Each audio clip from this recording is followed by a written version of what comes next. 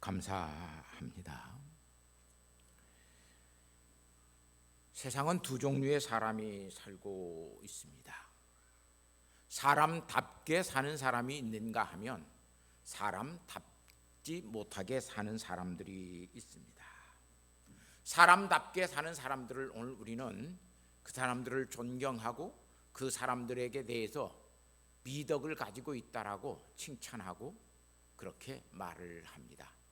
사람이 사람답게 살기 위해서는 가장 먼저 자기의 양심에 옳은 대로 살게 되었을 때 사람은 사람답게 살 수 있습니다. 그러나 내 양심에 반하는 대로 양심이 이러한데 그렇게 살지 아니할 때 사람들은 사람답게 살지 못합니다. 이렇게 세상 속에는 자기의 양심에 따라서 사람답게 사는 사람이 있는가 하면 사람답지 못하게 사는 사람들이 얼마나 많은가를 우리는 경험하고 알 수 있습니다. 예수 믿는 사람이 정말로 신자답게 사는 것은 믿음으로 살 때 신자답게 사는 거예요. 신자답게 산다라고 하는 것, 그래서 얼마나 중요한지 몰라요. 우리가 믿음을 따라서 믿음대로 살면 사람들은 오늘 우리를 향해서 참 예수 믿는 사람답게 산다. 저 사람은 정말 예수 믿는 사람이다. 믿음을 따라서 살게 되었을 때 오늘 우리에게는 그 사람이 가지고 있는 직분에 따라서 사람들이 이야기해요. 참 성도답게 산다. 참 장로답게 산다. 참 권사답게 산다. 참 목사답게 산다. 오늘 예수 믿는 사람으로서 믿음의 사람으로 성도답게 사는 사람, 어떤 사람일까? 악덕을 행하고 사는 사람들은 그래서 성도답게 살 수가 없어요. 한마디로 말하면 믿음의 원리를 쫓아서 살지 아니하면 오늘 우리는 성도답게 살 수 없어요. 사람을 살다 보면 인생을 살다 보면 시적으로 사는 사람이 있고 서사적으로 이야기로 사는 사람이 있어요. 시적으로 사는 사람들은 답게 사는 사람이고 쉽게 말하면 이야기로 사는 사람들은 답지 못하게 사는 사람들이에요. 이야기로 사는 사람들은 그래서 자기 자신의 이야기들을 만들어내고 꾸미고 그렇게 이야기를 자꾸 서술합니다. 나쁜 일인데도 그 나쁜 일을 포장하기 위해서 그냥 좋은 이야기를 갖다 거기다 터뜨려 놓고 나는 이런 사람입니다 라고 해서 자기를 속이고 남도 속이는 이야기들을 만들어내기도 합니다. 그러나 시적으로 사는 사람, 답게 사는 사람들은 그렇게 살지 않습니다. 나쁘다, 좋다, 그 한마디면 모든 것이 다 표현됩니다. 요즘 우리나라에 생각지도 않았던 복이 왔어요. 그게 뭐냐면 우리나라 문인들 속에 한강이라고 하는 여류 소설가가 노벨 문학상을 받았어요. 갑자기 생각지도 않은 우리나라의 복이에요. 야, 이제 우리나라에서도 이렇게 글을 쓸 수 있는 사상과 감성과 현실과 미래의 모든 것들을 어울려져서 글을 쓸 수 있는 이런 문학가가 우리에게 있구나. 대단한 일이에요. 그런데 저는 그냥 개인적인 바람으로 소설가보다는 우리나라의 한국 시인이 문학상을 받았으면, 노벨 문학상을 받았으면 더 좋았다라고 하는 생각을 가져요. 왜냐하면 시는 꾸미는 이야기가 아니에요. 시는 깨닫고 써야 되는 것이 시예요. 오늘 그래서 답게 산다라고 하는 것 얼마나 중요한지 몰라요. 신앙인으로서 신앙인답게 사는 것은 믿음으로 살 때 신앙인으로 사는 거예요. 오늘 사도 바울은 오늘 본문 말씀에 그렇게 믿음의 성도답게 사는 사람을 디모데와 에바브로디도라고 하는 두 사람을 오늘 우리에게 소개해 주고 있어요. 신앙인으로서 이들이 어떤 미덕의 삶을 살았기 때문에 사도 바울은 빌립보 성도들에게 디모데를 이야기하고 에바브로디도를 이야기할까? 과연 신앙인의 미덕이라고 하는 것은, 믿음으로 산다라고 하는 것은 어떤 것입니까? 먼저 내가 나를 볼 때, 믿음으로 살 때 믿음의 사람이에요. 아무리 세상 사람들이 이야기를 해도 내가 나를 보면 믿음의 원리를 쫓지 않고 살아가는 사람들이 참 많아요. 그 믿음 아닌 줄 알면서도 자꾸 그것을 이야기해요. 믿음인 척 위장하면서 자기 자신을 믿음의 삶이라고 사는 사람들이 많이 있어요. 그건 신앙의 양심을 속이는 사람들이죠. 이렇게 믿음으로 자기 자신을 살고 있는 사람에게는 열등감이나 또는 우월의식 또는 자기 자신을 자학하지 않아요. 많은 사람들이 믿음으로 산다고 그러면서도 그 내면 속을 들어보면 믿음으로 살지 아니하니까 자기 자신에 대한 자학이 있어요. 그래서 늘 우울해요. 마음속에 기쁨이 없는 거예요. 그뿐만 아니라 다른 사람과 나 자신을 비교해서 놓고 보면 맨 열등감만 가져요. 어떤 사람이 자기 자신의 눈을 좀 크게 뜨면 저 사람이 나를 무시해서 눈을 크게 떠. 누가 인사를 하지 않고 가더라도 저 사람이 나를 무시해서 인사도 않고 가. 이런 열등감에 살아갈 때가 많이 있어요. 두 번째는 다른 사람과의 관계 속에서 믿음의 원리를 쫓아서 살 때 우리 성도들은 신자답게 여겨지고 다움이라고 하는 것을 누려가요. 참 신자답다, 다옵다. 이렇게 사도 바울은 덕스럽게 살아가는 믿음의 덕을 살아가고 있었기 때문에 사도 바울은 골로새서 1장 29절에 자기 자신을 이렇게 이야기합니다. 나도 내 속에서 능력으로 역사하시는 이의 역사를 따라 힘을 다하여 수고하노라. 믿음의 사람이라고 하는 사람은 어떤 일이 맡겨지면 자기 일에 대해서 아주 힘을 다하여 수고합니다. 성도답게 사는 일은 대충대충 하는 것이 아니라 정말 힘을 다하여 수고할 때 오늘 우리는 예수 믿는 사람답다라고 하는 일들을, 말들을, 칭찬들을 들을 수 있는 사람이 되어집니다. 그게 우리 성도들에게 있어야 되는 미덕이에요. 저 사람에게 일을 맡기면 아이고 어영부영 대충대충 그냥 눈속임만 하고 끝나. 그렇게 일을 하는 사람들은 사회에서도 인정받을 수 없을 뿐만 아니라 성도답게 못 사는 사람이에요. 또 그뿐만 아니라 그런 자기 자신에게 맡겨진 자기의 일에 대해서 충성하는 것이 없으면 이웃에 대한, 다시 말하면 다른 성도들을 위해서 수고하고 헌신하는 미덕이 없습니다. 사도 바울은 그렇게 자기 자신의 일에 대해서도, 맡겨진 일에서도 수고하였지만 성도들을 위해서도 얼마나 그가 수고하였는가를 갈라디아서 4장 19절 말씀에 이렇게 이야기합니다. 나의 자녀들아 너희 속에 그리스도의 형상을 이루기까지 다시 너희를 위하여 해산하는 수고를 하노니.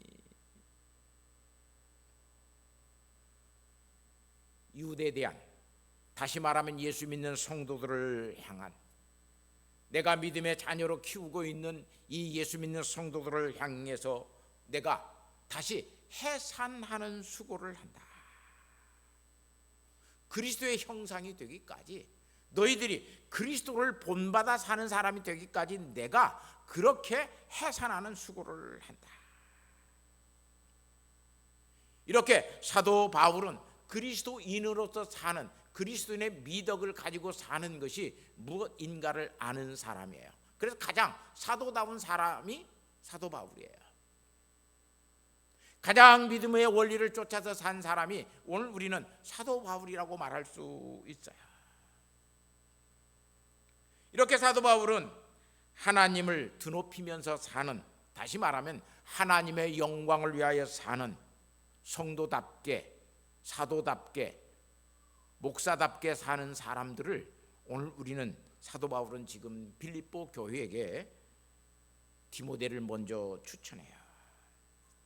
자, 그러면서 디모데를 추천하면서 사도 바울이 뭐라고 이야기하냐면, 너희 사정을 확실히 진실이 생각하는 자가 이밖에 내게 없음이라.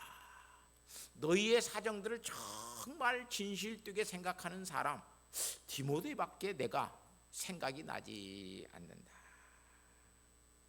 사도 바울에는 많은 사람들이 주변에 있었습니다. 그런데 빌립보 교회를 생각하고 그들의 사정을 잘 살펴서 정말로 예수 그리스도의 형상을 본받게 할 수 있는 사람이 디모데 한 사람밖에 없다. 왜냐하면 디모데는 그리스도인의 미덕을 가지고 사는 사람이었어요. 누가 보더라도 디모데는 예수 믿는 사람이었어요. 누가 보더라도 디모데는 사도답게, 목사답게, 성도답게 그런 다음을 가지고 사는 사람이 디모데였어요. 빌립보서 2장 20절 말씀해 보니까, 이는 뜻을 같이하여 너희 사정을 진실이 생각할 자가 이밖에 내게 없음이라 그래요. 이밖에 내게 없습니다. 왜냐하면 디모데는 자기의 일을 구하지 않습니다. 예수 믿는 사람이 자기 욕심만 챙기고 자기 일만 하고 살면 예수 믿는 사람이라고 할 수 없어요.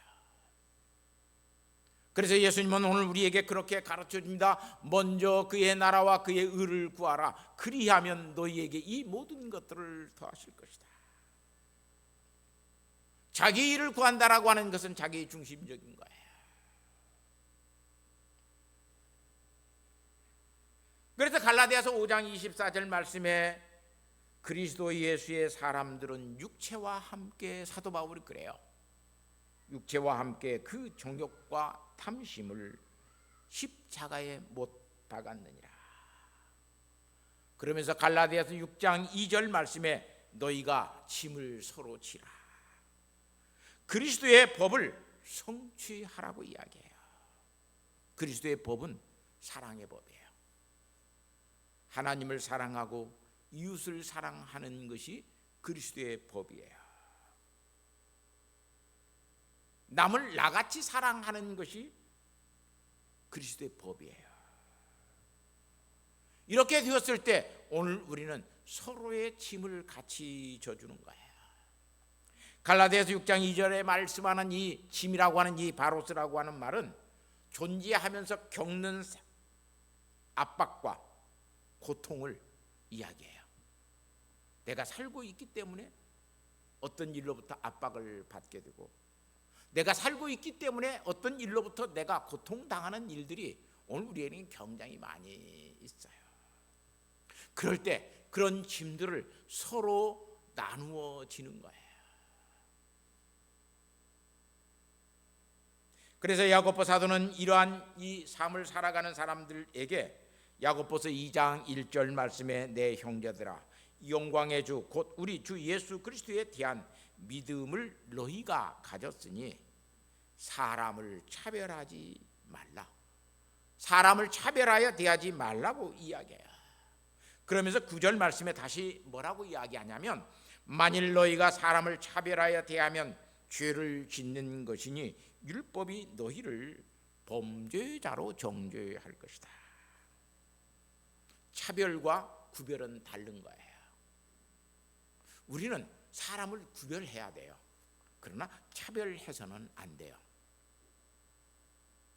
저 사람이 악한 사람이다 라고 하는 것은 우리가 구별해야 돼요. 저 사람이 내게 와서 거짓말을 하는 사람이다, 그건 구별해야 돼요. 그런데 차별해서 너는 악한 사람이니까 나는 너하고 상종하지 않아, 너는 나쁜 놈이야, 그렇게 사람을 차별해서 아예 그 사람의 존재 자체도 인정해 주지 않는 것은 야고보 사도는 그게 죄고 그게 악이라고 그래요. 우리는 분별에 대해서는 분명해야 돼요. 구별하고 분별하는 일은 분명해야 돼요. 그것을 차별해서는 안 돼요. 구별하지 않고 차별만 해버리면 문제가 생겨나요. 그래서 믿음으로 사는 사람은 이 미덕을 행하는 일에 있어서 굉장히 신중해야 돼요. 고대 그리스에서는 이 미덕에 대해서 두 가지 견해로 이야기해요. 소피아적인, 지혜적인 미덕이 있어요. 그것은 어떤 것이냐면 생각 속에서 생각하는 거예요. 소피아적인 것은. 그런데 실천적인 면에서 미덕을 이야기해요. 프로네시스라고 하는 이 헬라 말이에요. 이건 내가 어떻게 행동함으로써 내 속에 있는, 지혜 속에 있는 것들을 어떻게 실천해 갈 것인가. 그래서 그런 것들이 윤리와 도덕의 덕이 되어지고 사람들에게 어떻게 하면 칭찬받는 일들이 되어질 것인가. 그래서 야고보 사도도 그 초대교회 그 미덕관이 그렇게 형성되어 있는 사람들에게 쉽게 야고보서 2장 22절에 내가 보거니와 믿음이 그의 행함과 함께 일하고. 믿음이라고 하는 것은 지금 야고보 사도가 말할 때는 소피아와 같은 지혜와 같은 거예요. 그 지혜는 그의 행함, 프로네시스와 같은 것과 같이 간다. 왜냐하면 믿음은 생각만이 아니기 때문에 그래요. 우리는 생각만 하고 있으면 믿음이 참 좋은 것으로 생각해. 야고보 사도는 그래서 절대로 그것은 믿음이 아니고 그것은 그리스도인의 미덕이 될 수 없다라고 이야기해요. 배고픈 사람에게 가서 따뜻하게 밥 먹어 이렇게 말해주는 것은 미덕이 아니다. 추운 사람에게 가서 너 옷 따뜻하게 입어 그렇게 하는 것은 미덕이 아니라는 거예요. 배고픈 사람이 있으면 내가 먹을 수 있는 밥을 양을 덜어서 주는 것이 그리스도인의 미덕이요. 헐벗고 있는 사람에게 있어서 내가 입고 있는 옷을 벗어서 주는 것이 그리스도인의 미덕이라고 그래요. 우리는 생각으로 모든 것들을 다 한다고 그러지만 생각으로는 아무것도 할 수가 없는 것이 덕스러움이에요. 그래서 야고보서 2장 26절 말씀에 영혼 없는 몸이 죽은 것 같이 행함이 없는 믿음은 죽은 것이라 그래요. 오늘 우리에게 믿음의 덕이 나타나지 아니하면 오늘 우리의 믿음은 죽은 것이다 그 말이에요. 이렇게 디모데는 빌립보서 2장 22절 말씀에 보면 디모데가 연단을 받아서 연단을 너희가 안 하니 자식이 아버지에게 한 것 같이 사도 바울을 위해서 복음을 위하여 그가 그렇게 사도 바울과 함께 수고하였다 그래요. 자, 이 미덕이라고 하는 것은 함께 수고하는 사람이에요. 서로의 짐을 지어주면서 함께 수고하게 되었을 때 그리스도의 미덕이 나타나요. 사도 바울이 쓴 디모데 후서라고 하는 수서를 보면 사도 바울이 얼마만큼 그리스도를 위해서 같이 일하고 있는 사도들을 위해서 얼마만큼 수고했는가를 알 수 있어요. 주를 위하여 갇힌 자 된 나를 부끄러워하지 말고 오직 하나님의 능력을 따라 복음과 함께 고난을 받으라. 디모데후서 1장 8절에 이렇게 사도 바울은 디모데에게 이야기해요. 내가 감옥에 갇혀 있는 것, 사람이 감옥에 갇혀 있다라고 하는 것은 그렇게 자랑스러운 일이 못해요. 양심적인 것 때문에도 감옥에 갇혀 있어도 감옥에 갇혀 있다라고 하는 것은 자랑할 수 있는 일이 사실상 아니에요. 그런데 사도 바울이 지금 양심범으로 윤리와 도덕적인 것을 악한 일을 해서 감옥에 갇힌 것이 아니라 복음을 전하다가 감옥에 갇혀 있어요. 그것을 네가 나를 부끄러워하지 말고 오직 하나님의 능력을 따라서 나와 함께 복음과 함께 고난을 받으라. 그거 부끄러워하지 말라. 디모데후서 2장 3절 말씀해 보면 다시 이렇게 이야기합니다. 너는 그리스도 예수의 좋은 병사로 나와 함께 고난을 받아라. 예수 그리스도의 좋은 병사, 군사로서 함께 고난을 받으라. 전쟁에 같이 전쟁하는 사람은 같이 고난을 받아요. 포탄이 떨어지는 그곳에 같이 뛰어가기도 해야 되고, 죽어가는 전우의 시체를 밟고 전진해야 되는 아픔을 겪기도 해요. 같이 고난을 받아요. 또 그뿐만 아니라 디모데후서 3장 5절 말씀에 보니까 그러나 너는 모든 일을 신중하여 고난을 받으며 전도자의 일을 하며 내 직무를 다하라.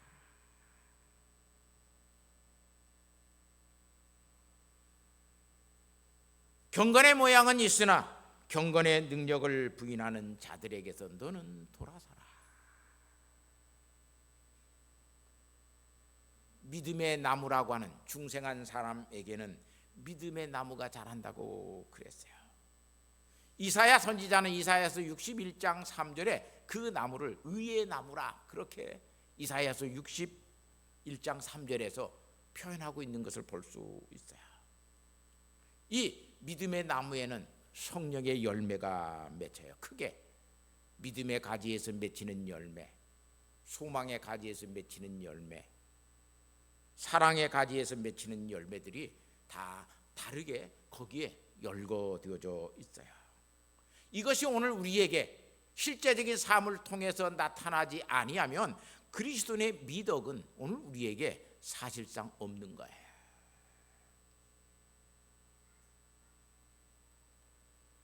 믿음의 열매를 맺혀가는 이 미덕의 열매를 맺혀가는 사람은 그래서 살아가는 환경과 여건 속에서 저 사람은 뭐해? 성도답게 살아.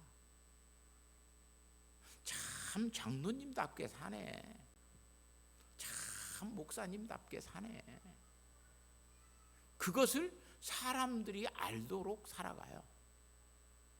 종종 저는 우리 교회의 부목사님으로 있다가 다른 교회로 갈 때 목사님들에게 물어요. 나와 몇 년 있었는데, 나와 몇 년 같이 있으면서 내게서 배운 것이 뭐냐 물어요. 여러 가지 것들을 이야기를 해요. 어떤 목사님 한 분이 그렇게 이야기를 했어요. 목사님을 통해서 내가 목사답게 사는 것이 무엇인가를 배웠습니다. 그래서 내가 그분에게 그랬어요. 너는 이제 내 밑에 더 이상 있을 필요 없다. 목사답게 사는 거 배웠으면 다 배운 거죠. 정말 여러분들이 예수 믿으면서 예수 믿는 성도답게 산다라고 하는 것이 얼마나 어려워요. 저는 목사답게 살지는 사실상 못했어요. 솔직하게. 목사 노릇은 하고 살려고 그랬어도 목사답게는 못 산 것 같아요. 열심히 목사 노릇은 해보려고 노력했어요. 그런데 내가 내 스스로 참 목사답게 살았다라고 이야기할 수는 없어요. 그래서 어디에 가서 우리 후배들에게 너 나답게 살아라 그렇게 말을 못해요. 근데 종종 그런 말을 해요. 엉터리로 사는 사람들이 있으면 그런 말을 해. 그렇게 살면 안 되지. 목사가 그렇게 살면 안 되지. 나만큼이라도 살아라. 나는 60점짜리 목사인데 60점짜리도 안 되면 너는 목사 아니야.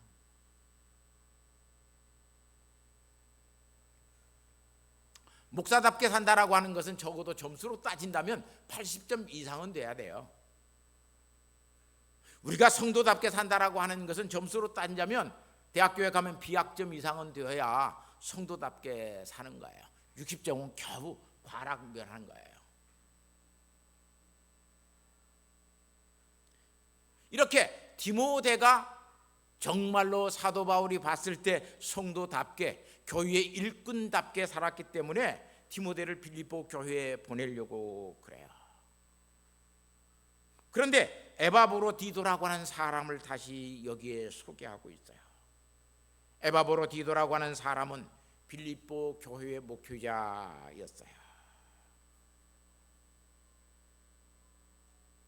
그런데 그가 사도 바울에게 빌립보 성도들이 헌금한 것을 가지고 와서 사도 바울의 그 일에, 복음을 증거하는 그 일에 쓰여질 수 있도록 가지고 왔다가 이 에바브로디도라고 하는 사람이 아주 심하게 본문에 보면 아팠던 것 같아요. 중병에 걸렸어요. 죽을 수 있는 환경, 그런 여건에 놓여 있어요. 그래서 에바브로디도를 위하여 그렇게 사도도 기도했을 뿐만 아니라 빌립보 성도들도 에바브로디도를 위하여 기도해요. 그 소식을 듣고 에바브로디도는 근심했다고 그래요. 성도들이 나를 위해서 근심하면 안 되는데. 이 에바브로디도에 대해서 사도 바울이 말을 하면서 계속해서 에바브로디도를 통해서 위해서 말하는 건 뭐예요? 함께 형제로 함께 고난을 받는 자. 디모데를 통해서는 고난을 받는 것, 직무를 다하는 것, 그것이 그리스도인답게 사는 것을 강조한다면 이 에바브로디도를 통해서는 우리의 형제이다. 그뿐만 아니라 우리와 함께 하는 자다. 이렇게 서로가 서로에게 그리스도인의 미덕이 되는 삶을 사는 것은 형제 자매로서 사는 거예요. 서로가 서로를 위해서 그래서 사모하면서 근심해 주는 거예요. 빌립보 성도들이 에바브로디도의 병듦을 알고 심히 근심하였다 그래요.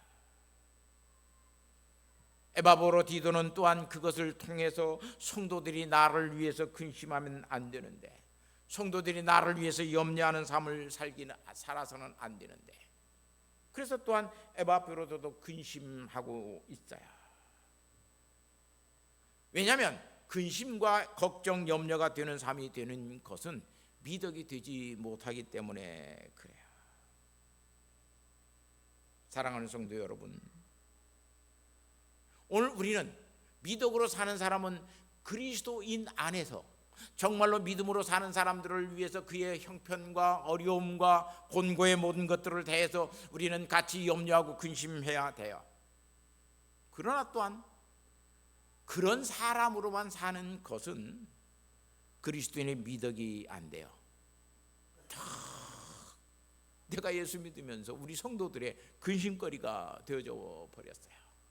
날마다 만나기면 나를 위해서 염려하고 근심하고, 그렇게 살면 나는 정말로 성도들에게 근심과 고통과 어려움을 주는 사람으로, 내가 그리스도인의 미덕을 가지고 사는 사람은 아니에요. 그래서 29절 말씀에 이러므로 너희가 주 앞에서 모든 기쁨으로 그를 영접하고 또 이와 같은 자들을 존귀히 여겨라. 그래요. 존귀히 여겨라. 그리스도인의 미덕이 되어지고 누구에게든지 예수 믿는 사람답게 사는 사람들, 그걸 존귀히 여겨라. 우리 안에서 정말로 신앙으로 잘 살고 있는 사람들, 그걸 우리 존귀히 여겨야 돼요. 여기 존귀라고 하는 말은 엔티모스라고 하는 말인데, 영예롭게, 소중하게, 가치 있게 여기라고 하는 말이에요.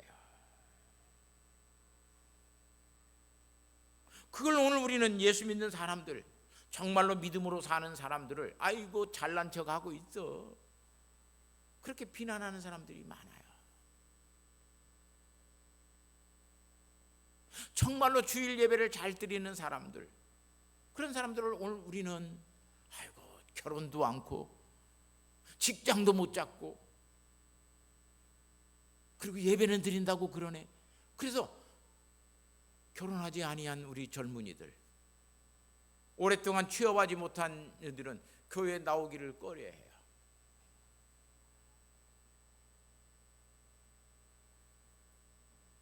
사랑하는 우리 성도 여러분, 오늘 우리가 정말로 믿음으로 사는 사람들 얼마나 존귀히 여기고 있습니까? 우리에게 믿음으로 사는 사람은 존귀하지 않습니다. 그리스도인답게 사는 사람은 존귀하지 않습니다. 어떤 사람이 존귀하냐면 내게 잘해주는 사람이 존귀한 거예요. 교회에서 존귀한 사람이 어떤 사람이 존귀하냐면 헌금 많이 하는 사람이 존귀한 사람이에요. 이런 교회가 되어서는 안 돼요.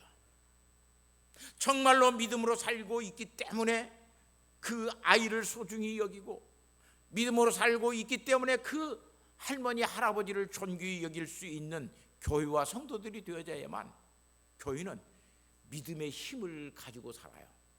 거기에서 능력이 나와요.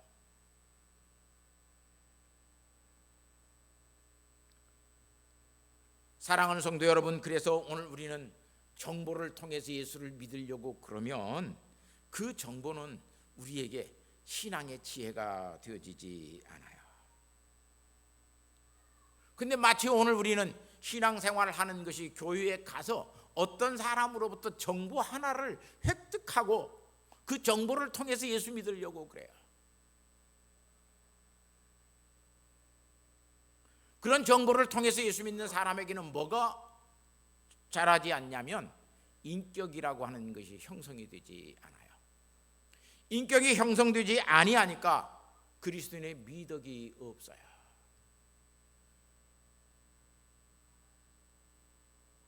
아마 여기에 그런 사람은 없겠지만 그럴런지 몰라요. 자, 우리 교회에 와서 예배를 드리면, 효성교회에 와서 예배 드리는 것은 딱딱하고 재미가 없어요. 근데 이육교회에 가서 예배 드리면 거기는 재미도 있어요. 또 예배 드리고 가는 사람들에게 또 교통비라고 돈 10,000원씩도 준다고 그래요. 거기에 가면 와서 뭐 유명한 가수들이 예배 시간에 와서 막 찬송도 부르고 이벤트 쇼도 하고 막 사람들이 웃기고 목사의 설교도 코미디 같이 재밌고, 갈 때 또 다음 주에 또 오십시오라고 해서 봉투에다 20,000원씩 교통비까지 주고 기름값까지 준다고 그러면 누가 효성교회 나오려고 그래요? 아마 나부터도 거기 갈 것 같아요.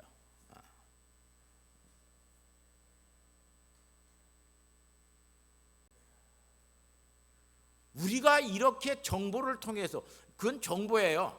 그걸 통해서 그런 교회가 있다, 거기에 가서 예배드리자, 그러면 교통비도 받는다, 그건 정보예요. 그 정보를 통해서 거기에 가서 예배를 드리는 것은 그건 예배는 아니에요.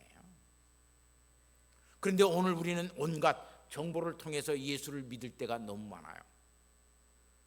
정보를 통해서 예수를 믿으니까 우리의 인격이 변하지 않는 거예요.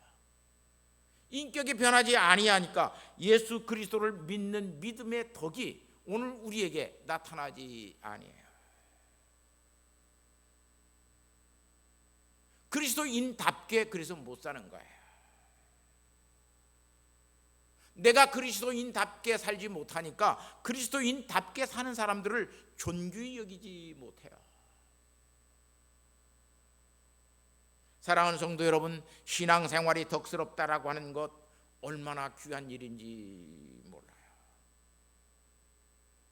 여러분에게 그런 믿음의 덕을 가지고 신앙생활하는 사람들을 존귀히 여겨요.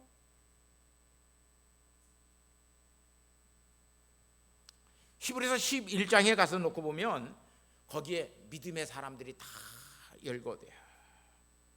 그리고 히브리서 13장 7절에 하나님의 말씀을 너희에게 일러주고 너희를 인도하던 자들을 생각하며 그들의 행실의 결말을 주의하여 보고 그들의 믿음을 본받으라 그래요.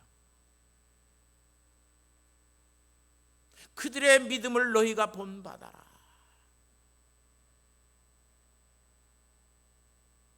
사랑하는 성도 여러분, 우리의 믿음이 우리에게 있어서 신앙의 덕, 믿음의 덕 되기를 바랍니다.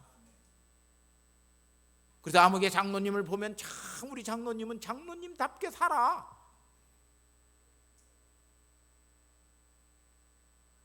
그렇게 여러분이 존경하고 따르고, 아무개 권사님을 보면 정말로 우리 권사님은 권사님답게 살아.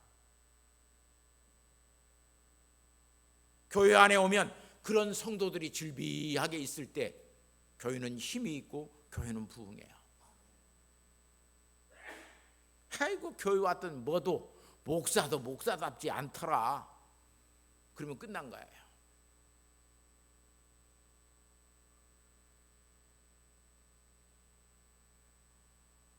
변화되지 않는 성도는 믿음으로 살지 않는 사람이에요.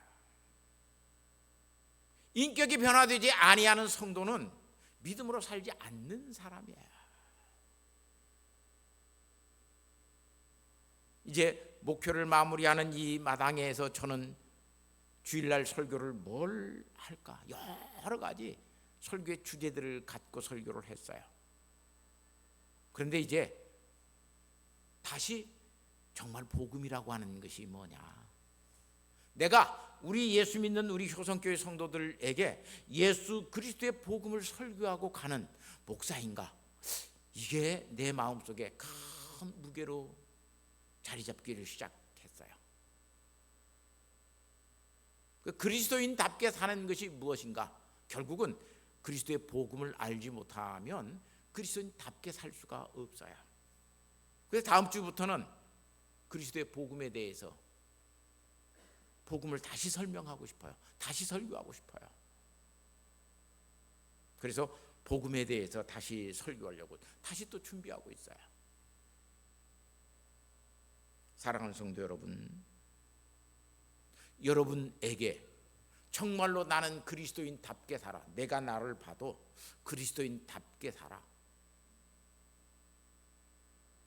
다른 사람이 나를 봤을 때도 야, 저 사람은 예수 믿는 사람답게 사네, 그렇게 살 수 있는 우리 성도들이 되시기를 바랍니다. 그래서 오늘 우리의 삶 속에는 성령의 열매가 맺혀가는 그런 아름다운 성도, 예수 그리스도의 향기가 우리의 삶과 우리의 말과 우리의 모든 행동 속에서 드러날 수 있고 맡아질 수 있는 그런 믿음의 삶을 살아가는 저와 여러분이 되시기를 예수님의 이름으로 부탁하고 축복합니다. 하나님 아버지 감사합니다. 이 시간 저희에게 정말로 그리스도인으로서 미덕을 갖추고 그리스도인답게 사는 사람 되게 하옵소서. 아버지 하나님, 우리 주변에 교회는 다니지만 그리스도인답게 살지 못하여서 아버지 하나님 신앙의 미덕이 아닌 악덕을 드러내고 악하게 사는 사람들이 너무 많습니다. 주님, 그리스도인답게 살 수 있는 중생한 성도 되게 하여 주시고 아버지 하나님 예수 그리스도를 아는 믿음의 사람으로 우리의 마음속에 그리스도가 의의 나무로 심겨져서 사랑의 가지 속에서는 사랑의 열매가, 믿음의 가지 속에서는 믿음의 열매가, 소망의 가지 속에서는 소망의 열매가 맺혀가는 주의 자녀들 되게 하옵소서. 그래서 어디에 가서든지 그리스도를 전할 수 있는 사람, 복음의 향기가 되어져서 아버지 하나님 예수 그리스도를 나타낼 수 있는 믿음의 사람 되게 하옵소서. 아들에게, 딸에게, 주변의 친구들에게 그리스도인답게 살아가는 주의 자녀들 되게 하여 주셔서 하나님의 영광이 될 뿐만 아니라 교회가 부흥되는 역사를 이루어가는 성도들이 되게 하옵소서. 예수님의 거룩하신 이름으로 기도하옵나이다. 아멘. 우리 찬송가 429장 찬송 부릅니다.